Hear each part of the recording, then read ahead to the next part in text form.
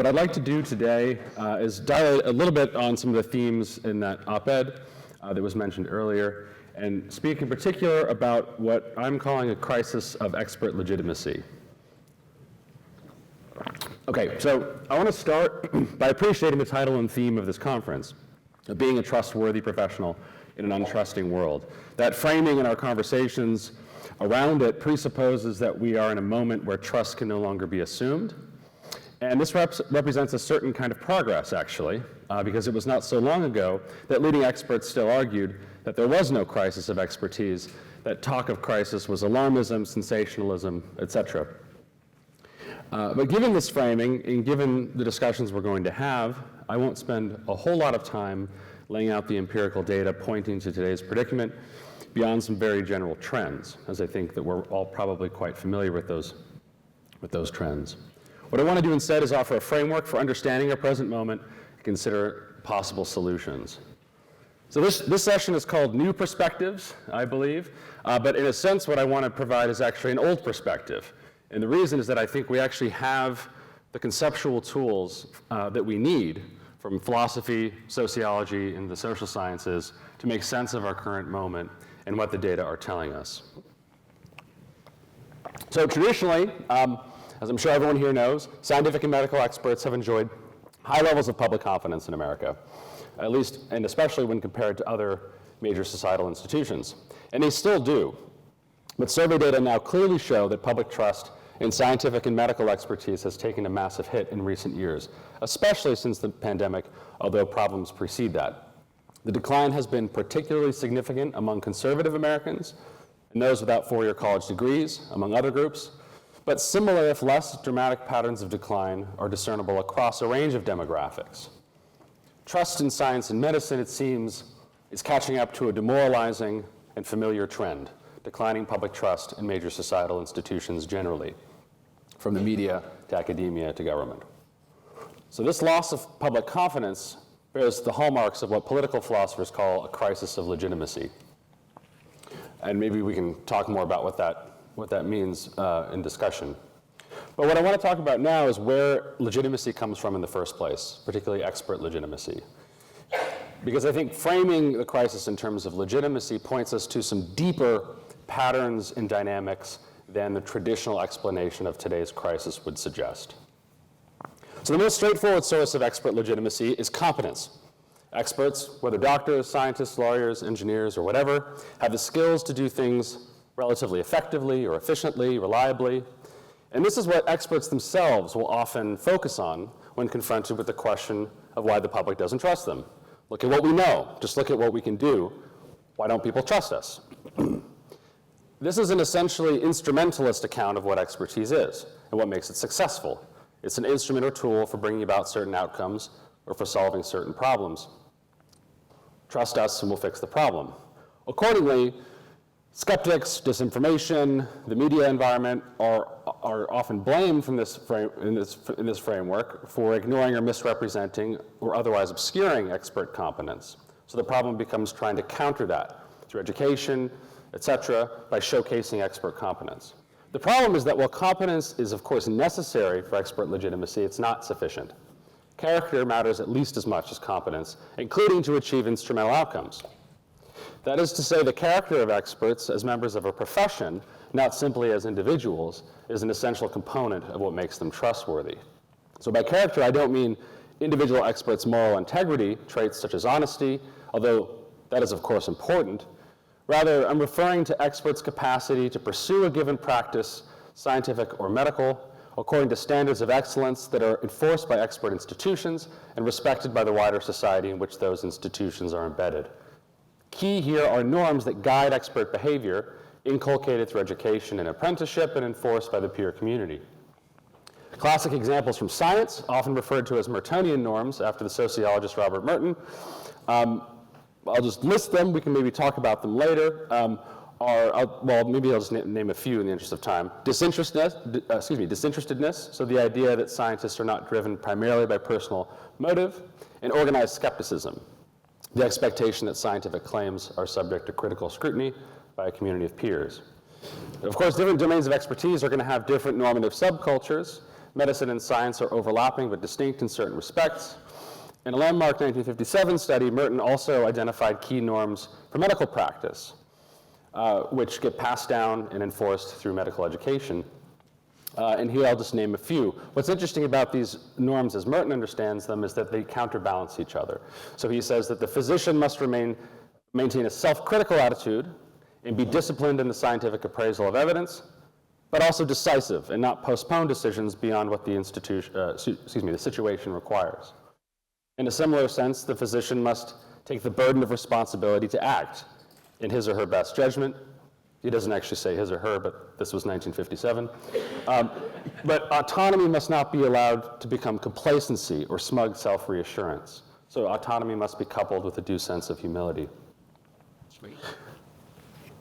I think there are two things about these norms that I want to highlight that are important. So the first is that they're not empirically accurate descriptions of how experts always behave. As we all know, scientists, doctors, and other professionals can act out of self-interest, can be irrational, et cetera, et cetera. Rather, they could be understood as what the sociologist Harry Collins calls formative aspirations, shared ideals or values that scientists or physicians, qua scientists and qua physicians, strive to embody. And it's this collective striving, even though never perfectly successful, that lends science and medicine their distinctive cultural authority. The second thing I want to highlight about these norms is that they not only empower individual experts to do what they need to do, they also restrain individual experts in important ways. That is to say, as members of professional communities, experts are held, or should be held, accountable to high standards that render them worthy of the public's trust. And so when they deviate or violate these norms, they're either reprimanded by their peers, or they place themselves in tension, or in the extreme, on the outside of their peer communities. This restraining role is essential because experts in modern societies do not only have authority, they also have power, institutionally, if not always individually. The power dynamics of expertise may be clear enough when it comes to the doctor-patient relationship, but I think it's also important when we consider the public as clients, so to speak, more generally, when we consider the role that scientific and medical experts play in, for instance, advising government or informing regulatory or other policymaking or in the private sector. So this is the second concept that I want to draw on from sociology here. The sociologist Anthony Giddens emphasized that modern societies are unique in that they depend on such large abstract systems, especially what he called expert systems. He defines these as systems of technical accomplishment or professional expertise that organize large areas of the material and social environments in which we live. They may be scientific, medical, legal, etc. These systems pose a unique and very interesting problem for modern society. Members of smaller traditional societies are embedded in face-to-face relationships with neighbors, friends, family members, which engender or fail to engender trust. By contrast, we in large modern societies are dependent on a vast array of interconnected social institutions which involve what Giddens calls faceless commitments to those we do not and usually cannot know personally. This is what makes them abstract. They are abstracted from traditional human interactions. From this point of view, the existence of trust in these systems is actually the thing that needs to be explained sociologically rather than the reverse. And we just tend to take it for granted. So it's characteristic of these systems that we cannot entirely opt out of them without completely retreating from society. So that means sustaining trust in abstract systems becomes a basic requirement for the functioning of modern societies.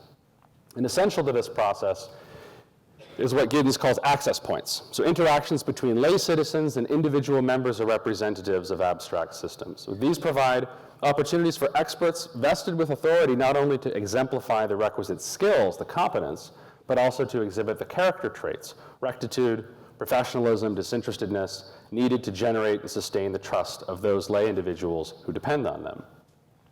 In effect, these interactions enable faceless commitments to abstract systems to become re-embedded into face-to-face interactions. Now, one takeaway from this account is that experts are not just individuals, nor are they simply members of a profession, but also representatives of powerful abstract systems, whether they understand themselves that way or not. And this makes their role all the more important socially, and it makes the restraining role of the norms that guide their behavior all the more important in terms of legitimacy. If experts have not only authority but also power, then it becomes essential to their legitimacy that their power be restrained in a reliable and identifiable way. Okay. How are we doing on time? You go right ahead. Okay. So one way to understand today's problem, the growing problem of distrust, I want to suggest, is alienation from these abstract systems and the power they wield. That is to say, one's proximity to or alienation from decisions about the use of scientific and medical knowledge in society has much to do with the degree to which the public trusts and accepts those decisions. Data from a number of sources, including the Edelman Trust Barometer, seem to provide some confirmation for this idea. For doing, quote, what is right when it comes to addressing your health-related needs and concerns, end quote, the most trusted institution, according to Edelman survey, was respondents' own employer, by 68%, dwarfing business, 52%, NGOs, 49%, and government, 43%, and the media, 39%. And this was true across 12 countries surveyed. Similar surveys have also found that respondents' own healthcare providers and pharmacists, primary care physicians, doctors, nurses, are more trusted to tell the truth about health issues than authority figures, such as healthcare CEOs, government leaders, or journalists. Trust, however, abhors a vacuum. So if some Americans lose trust in abstract systems, they're not likely to cease trusting anyone, but instead to place their trust elsewhere, in counter-experts who are outside the system, or at least on the margins of professional respectability. Contributing to this alienation effect, I want to suggest, is the reality or perception that professional norms are no longer functioning adequately to restrain expert behavior, particularly in their public-facing roles. And here I think the COVID-19 pandemic is illustrative, a crisis that simultaneously laid bare our fragile dependence on abstract systems and shook many Americans' confidence in them. The erosion of expert authority takes place, as Ernest Hemingway said of going bankrupt, in two ways, gradually then suddenly. And I think with COVID, the loss of trust was both gradual and sudden. Just one thing I want to note here is that in a crisis such as a pandemic, trust and legitimacy become even more important because experts are needed not just for their knowledge to help solve a problem, but even to identify and estimate the significance of that problem. Moreover, that trust and legitimacy has to be sustained under unusually trying conditions, and as we all know and can remember. Yet experts, particularly public-facing experts, were also perceived as, and in some cases, I think it's fair to say really were, not just fallible humans, but also going beyond their authority by making pronouncements or decisions that exceeded their competence, trying to constrain others rather than restraining themselves and their peers. In other words, expert institutions lost the public's trust not simply because of unpopular policies, but because prominent representatives of these institutions either were or were perceived as being self-interested rather than disinterested, politically motivated rather than dispassionate. In this way, some experts appeared to many Americans to be violating the very standards of behavior on which their authority depended. And I'll leave it there for now. Thank you. Rare. And I'm really honored to be here today to share some of what I learned in writing my book, which is back there, just as a reminder. It really started as an academic pursuit and really ended as a living chronicle of what many Americans from every walk of life feel and who feel betrayed in some way by the healthcare system. I want to first define what I mean here by healthcare. This is based on the 70+ interviews I did over the course of writing my book. I'm using what many Americans think of when they think of the healthcare system, and it's really a conglomeration of many different aspects, including doctors, hospital systems, insurers, public health agencies, and even sometimes pharmaceutical companies.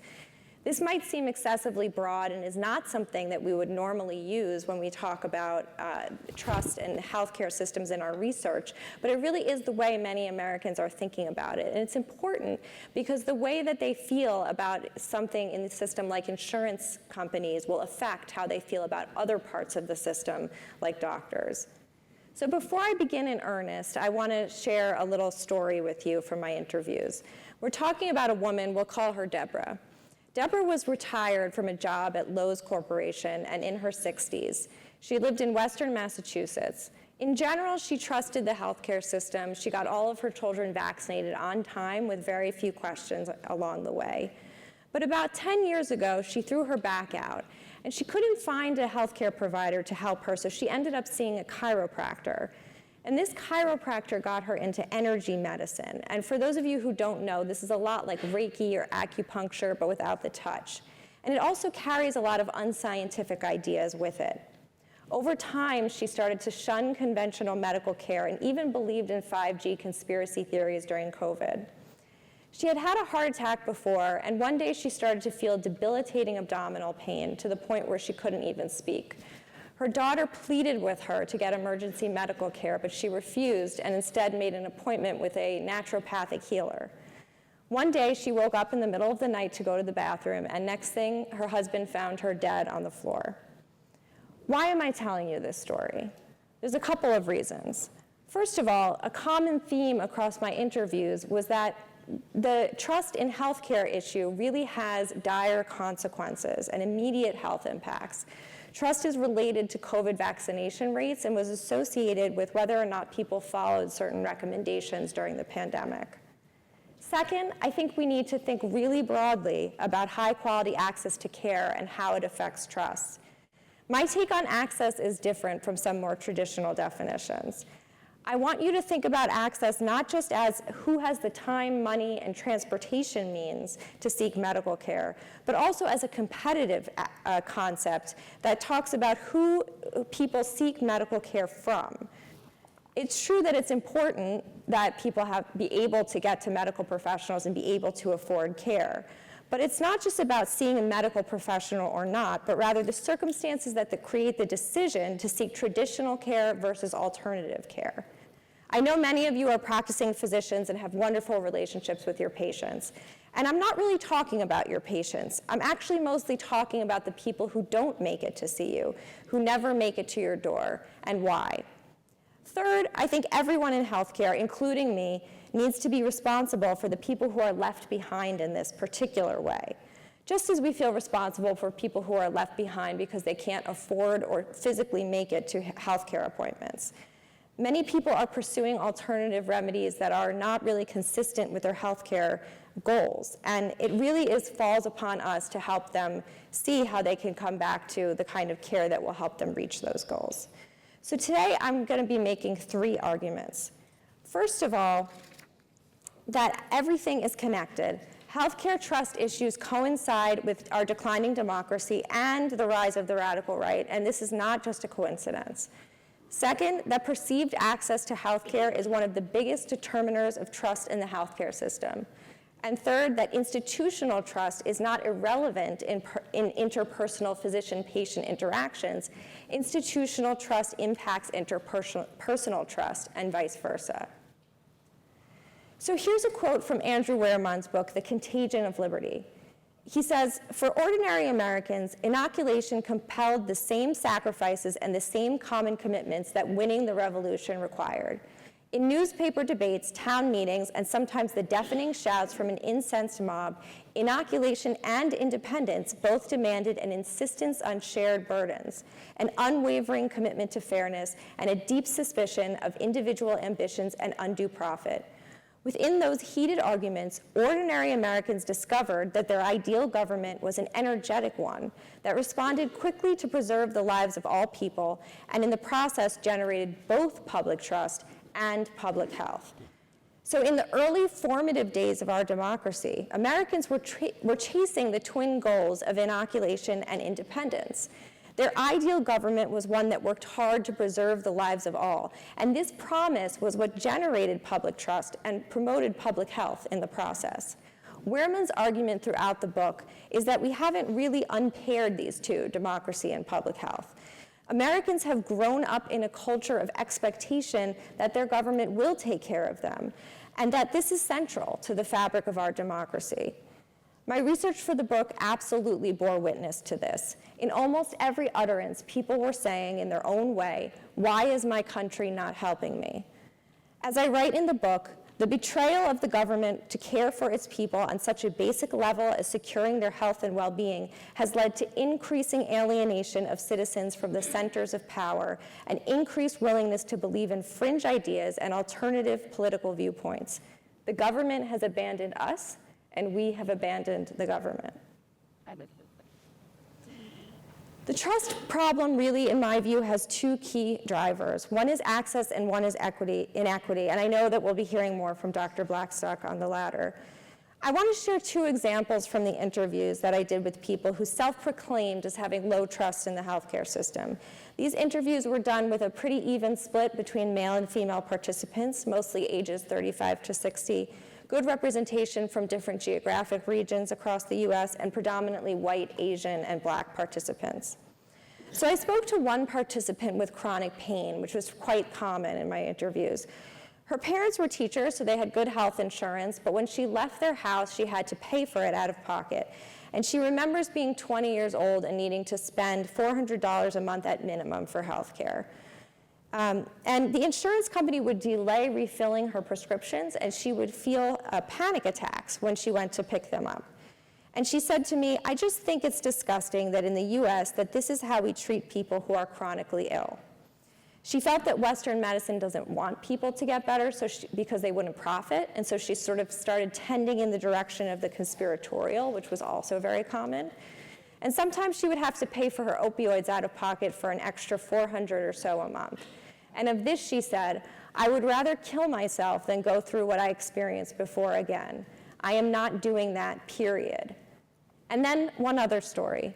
Cynthia grew up in Montana, but when she was 20, she got married and moved for 30 years to Norway, where she had universal access to health care.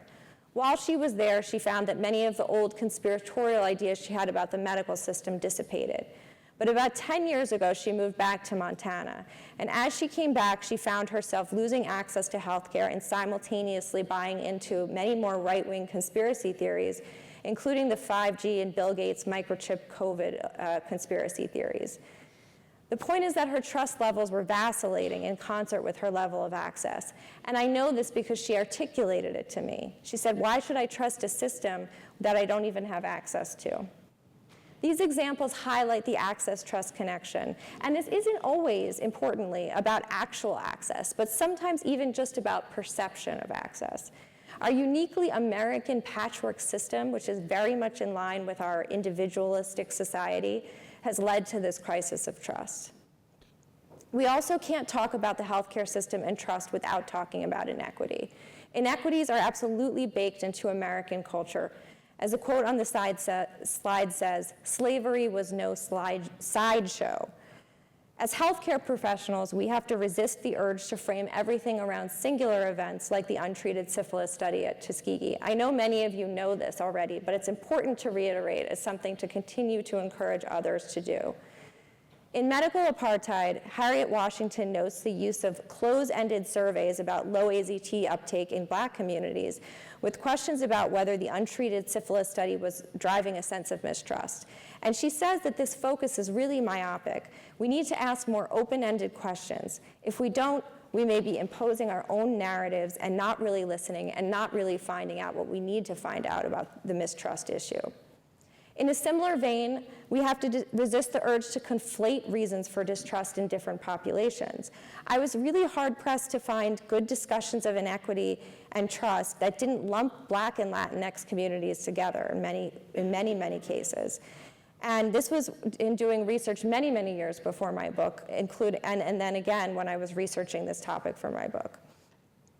I found that the reasons for this distrust could be radically different across populations, as you might expect, but it just wasn't really teased apart or sufficiently treated this way. There can be no trust without equity, as inequities obviously damage relationships and lead to a greater sense of betrayal. Just as slavery was no sideshow to American history, equity issues in healthcare are no sideshow to the trust issue. Equity issues are fundamentally trust issues. So now the hard part, what do we do? And I definitely do not have all the answers to this, so I really hope that we can talk about this as the days go on here. From a research perspective, there's still a lot we don't know. We desperately need longitudinal studies that look at the trust arc over time and how it vacillates. My research showed me that in almost all cases, even the most hardened people who really distrusted the healthcare system, they vacillated in their levels of trust over time. If we can better understand these arcs, we may be better able to target interventions at times when people are better able to change their minds. And in my interviews with family members of people with high levels of distrust in the healthcare system, I also learned that families were trying lots of things to build trust in their loved ones, and that sometimes they found some success. So we need to be canvassing people's experiences with these kinds of informal interventions to get ideas for what might work. Solutions may be hiding in plain sight. Physicians should be involved in advocating for structural change, because at the end of the day, this is what really needs to happen. And if you think that since changes are on the structural level, it's not really your problem, think again. What you do on the interpersonal or hospital system level matters, but you need to be involved in what happens in these larger conversations, because this 100% affects patients' trust in you. I know medical students are often trained in this through structural competency, but this needs to be much more widespread. I hope to leave you with 3 key messages today. 1, trust in healthcare is not an isolated problem, and is connected to some of the most pressing societal issues of our day. Rather than avoiding this nexus of issues and deeming them outside your lane, lean into these linkages and learn how to work together to get to the root of the problem. A recent paper about the interplay of vaccine hesitancy, mistrust, and politics said it best. The paper argues that by avoiding politics, we, quote, may miss how people's collective experiences shape how they interpret different types of information and make decisions about immunization. 2, institutional trust and interpersonal trust are interchangeable. And 3, there's actually a lot of things we can do here if we understand longitudinal changes in trust and canvass people's experiences in dealing with trust in their own families. I hope you'll walk away with the main message that our work here could not be more urgent. This is an existential crisis, and the stakes of preserving our democratic future could not be higher. Thank you, and I look forward to the discussion. Thank you both. Let me start by asking you both this question. A subtext, I think, of our forum is, in these polarized times, how do we find common ground? So I want to ask the two of you if there is common ground between your views of the starting point of broken trust. Tony, you seem to focus on alienation from large abstract systems. You focus, Sara, on problems of access and then the issue of inequity. I'd ask you each to talk to the other about where do you find the common ground between those 2 points of view?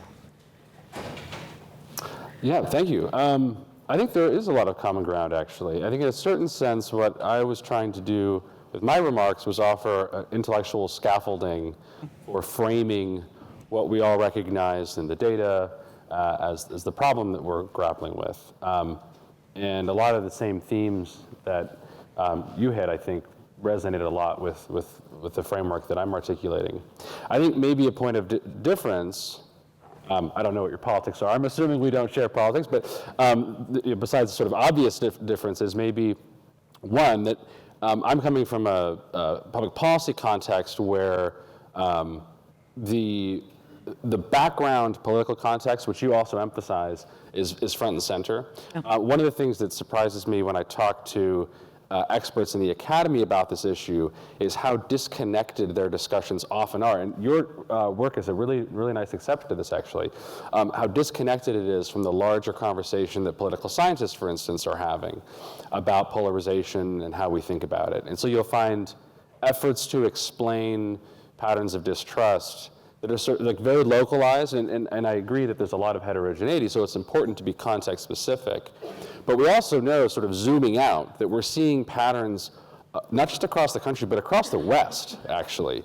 Some of them are much more extreme in the United States, but a lot of the dynamics that we're seeing, in particular, at kind of pulling apart around expertise generally. Yes. And that, what's interesting here is that includes not only academic science and medicine, but also technological innovation. So for instance, the Edelman Trust Barometer has found that across the West, not just in the United States, those who identify as being on the political right express more uneasiness about technological innovations generally, and specifically things like genetically modified organisms and so on. And so there's something large happening here. And so I think we have to find a way to kind of move from that general level to the specific. And so that's part of my approach here. And just the last thing I would say is that I think that approach, I think, should compel us to be critically self-aware of some of the assumptions that have guided the expert discourse around expertise and trust, that I don't think that the received categories for understanding this, which we have had over decades that point to certain ideological developments, are adequate to explain what's happening anymore. And so we need to sort of get back to fundamentals as well as do the important empirical work to get more specific. Sarah? Yeah, I agree. I actually thought there was a lot of overlap when I was listening to your talk. And one of the things that struck me that you said was about the sort of power that experts have. And because I think one of the things I found in my research for the book was that, and maybe this changed during the pandemic, but people weren't thinking about providers in a vacuum. They were connecting providers to larger institutional structures in the healthcare system, and they were making their feelings about the CDC were affecting their feelings of trust about even individual providers that they were seeing, and vice versa. And so I think that that larger framework and seeing how the structural background is impacting some of that interpersonal trust is something that I think we both talked about a little bit in common, and would be a good through line between our viewpoints. I'd like to go granular now for a moment and talk about some remedies you've both talked about or hinted at that may shake up the status quo and help restore some faith. Tony, you talk about these access points. You quote the British sociologist. In a practical way, what does an access point look like for many of the people in this room who work in health systems, maybe practitioners? What does it look like, and how do you see it advancing a change? Sure, yeah, so the access points for Giddens are essential, and they can kind of go in two very different directions, right? So similar to, I think, some of the survey work that you have done, you will find, and this is something that Giddens stresses, that those who have a bad experience with their primary care provider, for example, will often not just become distrustful of that individual, but of the larger system, the healthcare system, et cetera. And so I think the first thing, the kind of practical thing, is to recognize that I think individual clinical practitioners, researchers, sometimes think of themselves as disconnected from those larger systems. In the sense that, I often hear scientific colleagues say things like, oh, people that don't trust us think we're so powerful, but I don't have any power. I can't even get any grant funding. And of course, that's often true, right? And most researchers are just kind of doing their work, and but they are nevertheless, sociologically speaking, part of these larger systems. And there's a sense in which those who perceive them that way are therefore not wrong. They're not being irrational in that sense. So I think one first practical step is an awareness of that and of the importance of the role as, for instance, a primary care provider in acting as a kind of access point.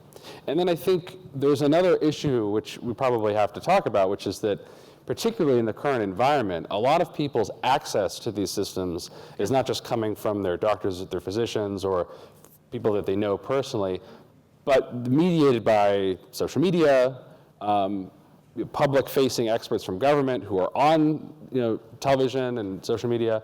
And so these figures become sort of like surrogate access points. And that kind of creates its own dynamic. And I think we need to think carefully about what the norms and responsibilities are of these different kinds of roles, so that we're not sort of exacerbating the distrust often by accident, unintentionally. But I hear you putting a lot of emphasis on, I lived in Washington, D.C. for many years, and there we would call it kind of retail politics, the small bore, one-on-one interaction. But this is happening inside huge systems. So how effective can that single access point, or maybe even a few access points, be? I don't think it's a panacea, right? But I think what's interesting about this framework, which I do think is helpful, is to sort of reorient the way we think about it, right? So we tend to think that trust in experts sort of should go without saying. But if we view these systems in these large abstract terms, it's actually very interesting that it ever works out, right? That people can place their trust in people that they don't know, who have expertise that they don't have access to. And I think what Giddens' insight is that to the extent that that works, it's because those systems are embedded in human interactions. So I do think that ultimately has to be a part of the answer, but it may not be adequate. I think that's why I mentioned the different roles that experts have are important too, because the norms in different roles are not always going to be identical. And Sarah, in the final minutes of your presentation, you kind of went big and suggested that physicians, I think you said, but really many players inside a healthcare system advocate for structural change. I'll ask you the same question I asked Tony. In a practical world, what does that look like, and how do you persuade people who may be reluctant to go out on that limb? I think one thing that needs to happen for sure is that we need to stop avoiding the information ecosystem and the problems with it, like you just mentioned, social media and how people are getting their information. I think there's some avoidance of having those discussions in clinical encounters, and I think that it can be done without greatly expanding the length of time in a visit, and so I'm happy to talk about that outside of this part of the conference for anyone who's interested. But I think that that's one piece of it, not ignoring sort of the larger information ecosystem. And then in terms of sort of structural changes, I think it starts with just making people aware of the fact that their patient's viewpoint of them and their trust in them is not happening in a vacuum. So just sort of getting people on board with that idea first, and recognizing the research that we do have that shows that when people are feeling betrayed by the healthcare system as a total, that extends to their feelings on the interpersonal level. And then from there, having it to be part of any kind of professional society meeting to come up with ways that physicians or other healthcare professionals can be more involved in advocacy work, policy work, and trying to get structural change in the way that our healthcare system works overall.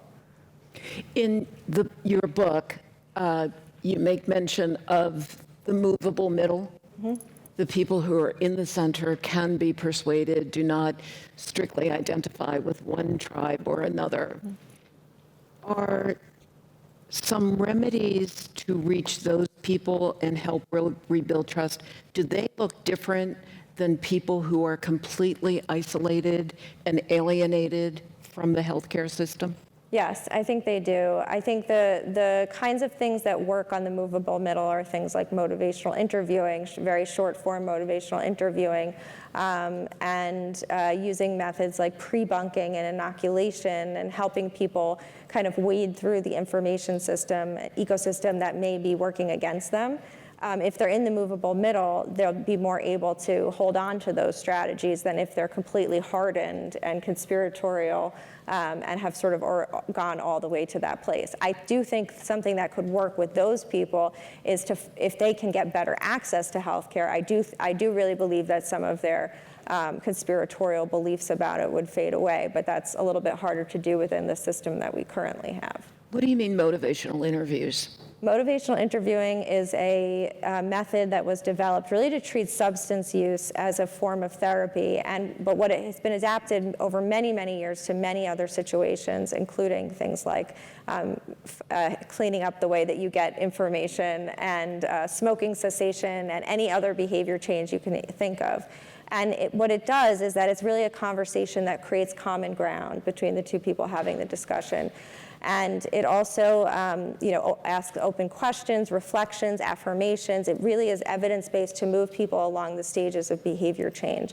And it has been shown to reduce vaccine hesitancy and other sort of similar topics that come up when people lose some trust in the healthcare system. So it is a very powerful tool to help people avoid the ills of sort of the online information ecosystem that has so much misinformation. Tony, in that column that we've both referenced that you wrote last October in the New York Times, you start off mentioning Mandy Cohen, the CDC director, and her efforts to try to rebuild faith and trust in the CDC. It's about, 8-9 months since you wrote that. Do you ever kind of, from a distance, check in with her and see how she's doing? Has she made progress? Has she not? And what do you think may be working if you do see progress? Specifically about the CDC or well, as an you can expand, but her efforts, she seems like such an interesting figure in this conversation.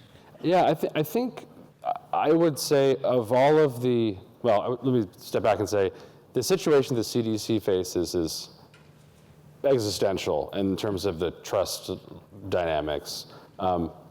Arguably, perhaps the NIH is facing similar kinds of legitimacy crisis.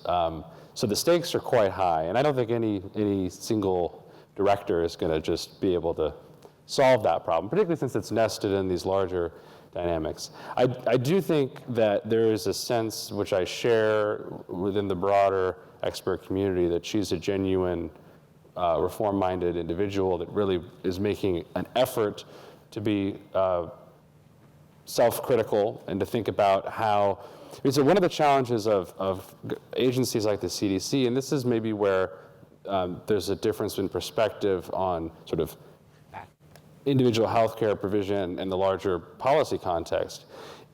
Agencies have to operate in a political context, and they have to generate legitimacy across a broad spectrum. And so something that Mandy Cohen has done is thought about what the different political priorities are of people across that spectrum. And so she's emphasized the national security considerations involved in pandemic preparedness. And I think that's all helpful and to the good. I think the challenge is that we can get into specifics. I think there are things that need to happen at the CDC that maybe are not, in terms of the extent of reform that I think would be required. But I guess one other thing I would add, and this links up to Sarah's comments too, I do think the broader political context can't be avoided, but it's really, really tricky.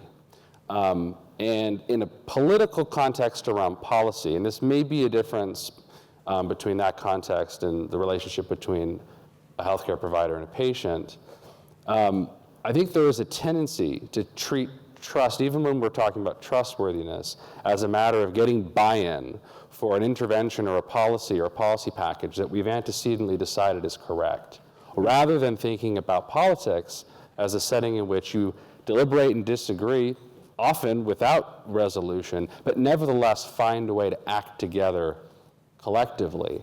And that means that you enter that with some sense that you may not get what you want in terms of the policy outcomes. You may also be wrong. So there has to be a genuine reciprocity in even identifying what the problems are, much less the solutions. And I think too often in the political context especially, even when it comes to well-intentioned reform efforts, there's a sort of preset package. Mm-hmm. And the question is, how do we get the trust that we need to implement it, rather than thinking, maybe we actually don't have all the answers, and maybe some of the reason we're in the situation to begin with is that we don't, and we think we do. It's interesting, a through line in our conversations beginning with Dana yesterday, I'm not sure either of you has actually used the word, but you're both hinting at the need for humility, which is something we heard about yesterday. And with that, I will move to Q&A with all of you out there. It's a little hard to see under these bright lights, raised hands, so I'm going to depend on the folks with the microphones to just step up and get us going. Over there, I think. Hi. MyFARM Institute for Exceptional Care, and Tony. Can you speak up a little bit? I'm rarely told to do that. MyFARM from Institute for Exceptional Care, and Tony, I especially appreciate your last comment, because that act of co-creation and that active deliberate humility is something that our organization has to practice every day with people with intellectual and developmental disabilities, because they start from a place of assuming that healthcare is a source of harm. But the question I wanted to ask you both was, there was sort of a meta current running underneath what you're saying in a game of expectations. The higher the pedestal, the harder the fall, perhaps. And what does it look like concretely for us to lower our pedestals as a part of, that act of humility? Do we share our dirty underwear? Do we talk about how physicians once peddled cigarettes and lots of other docs profited off the opioid epidemic? Do we talk about how there's fraud sometimes in RCT trials?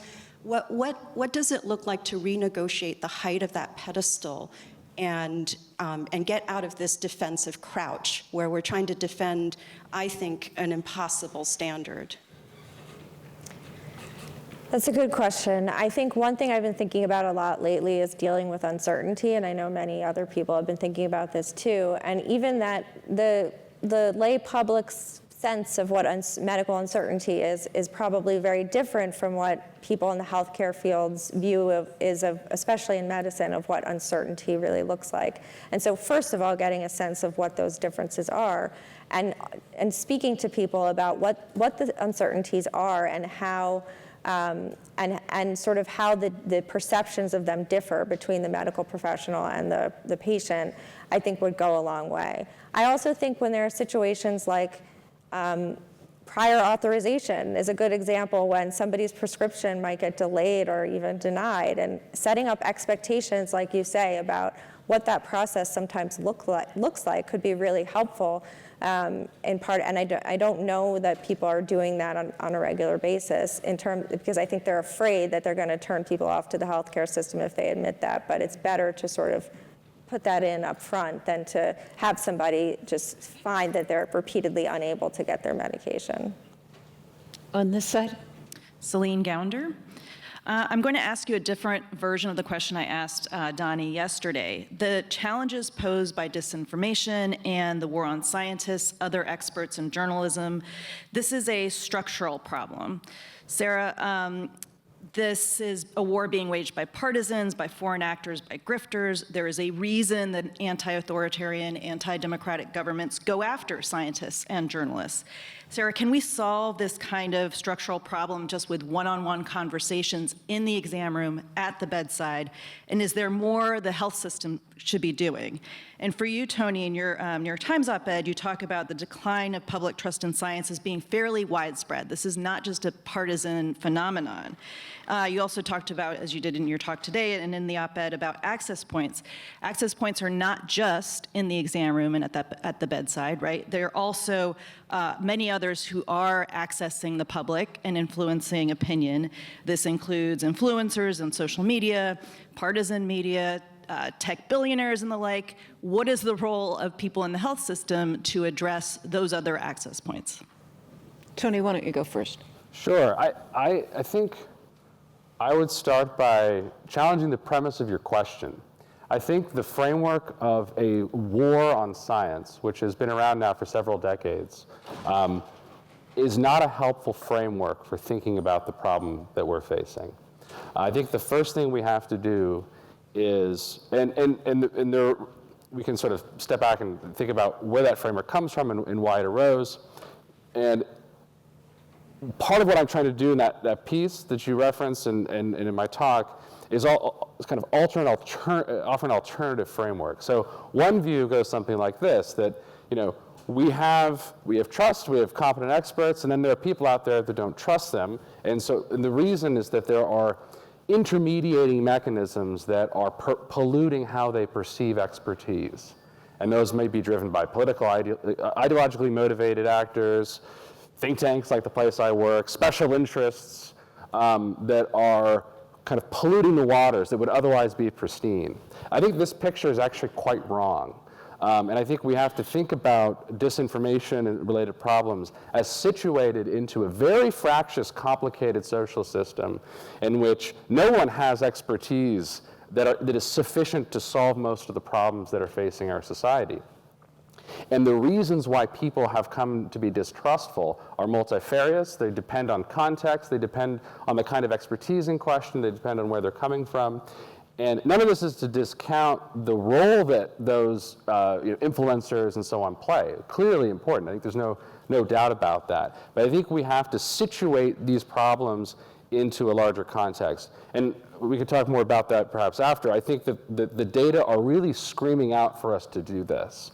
That the patterns we're seeing, which hold across the West, where we can have something like a natural experiment because the dynamics are not identical, right? We don't have the kind of political ideology that drives a lot of the American right traditionally doesn't have the same foothold in other Western democracies. And yet we're seeing very similar patterns, right? So I think we really do have to think more fundamentally about what our priors are and how we're characterizing this problem before we can then think about prescriptions. Sara. Yeah, and I think that's a good question. I think in terms of what we need to do, it needs to be at every level, and not every level is appropriate for this particular group to be involved in. But what I was trying to encourage a bit more is to realize that the healthcare system is part of the larger, like, existential. Can you still hear me? Yes. Oh, okay. It is part of is still part of the larger existential crisis we're facing with our democracy. There's a through line there, and the larger healthcare system reforms that need to happen to produce better access to care will have an impact on how people feel about the government and how well it's taking care of them, and the viability of our democracy going forward. So I think it's still important to have those one-on-one interventions and interventions on social media to deal with mis and disinformation, but there also need to be these larger healthcare system reforms happening at the same time, and we can be involved in that discussion. Yes. Hi, I'm Bob Wachter. I'm at UCSF. Very interesting discussion. Tony, I guess as I was hearing you talk, my mind was wandering back to the halcyon days of medicine, where doctors like Rich Barron or Marcus Welby saw patients in small offices with one or two doctors, and it felt like the access point for most patients was that. And it's sort of obvious to see why that would create a relatively high level of trust, maybe not in the big faceless institutions in Washington, but in sort of the way medicine works for most people.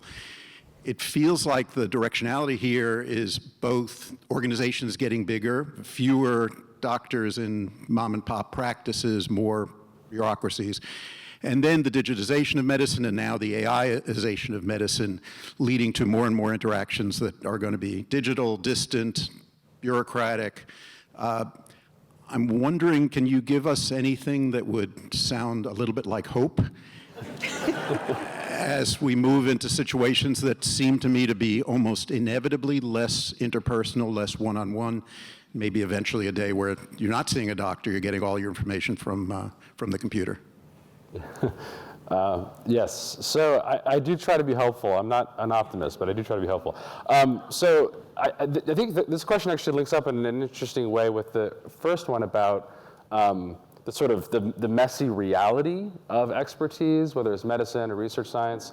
And I do think there's the reason why I think it's helpful to go back to look at someone like Merton, who is trying to give a sociological account of these domains of expertise, is that in a certain sense that was a very different moment, right? And I think a lot of the challenge that we have does operate at this kind of meta level, where the assumptions that we have that govern how we think about expertise, why people should trust it, no longer seem to operate the right way. And we're moving into these zones, whether it's on social media platforms or even in patient and primary care provider relationships, where roles get blurred in really strange ways. It's not clear. This is a little bit of a tangent, but think about during the pandemic when you had experts arguing with each other on Twitter, right, about what the right, how to characterize the data or whatever. What role are they playing there, right? Is that a peer community, but it's public so people can see what they're doing? Things have become scrambled in ways that are very disorienting, and so I think we first of all can't entirely put the genie back in the bottle. I think that we have to start from that kind of realistic starting point, but I think we have to be comfortable with the possibility that our assumptions and norms that we've used to think about these questions will have to be adapted, maybe in some cases jettisoned or modified. Now that's a sort of very meta level answer to that question, but that's part of what I'm trying to do in going back to these fundamental questions, is to think very carefully about how we characterize expertise, what norms do generate legitimacy, and then to move into the space where we are now, which is so complex, and ask ourselves seriously, are we sufficiently critical of our assumptions and our norms, and do we have to adapt to a world that's in many ways quite different than the world Merton described in 1957? I'm going to wrap up with one more observation. I feel like one of the tensions we've all been struggling with yesterday and today is ideas that involve interpersonal relationships, but housed inside of mammoth organizations. So here's a really dark question for you, Sara. You can wrap it up. Is it too big to fail, or is it too big to fix? Ooh.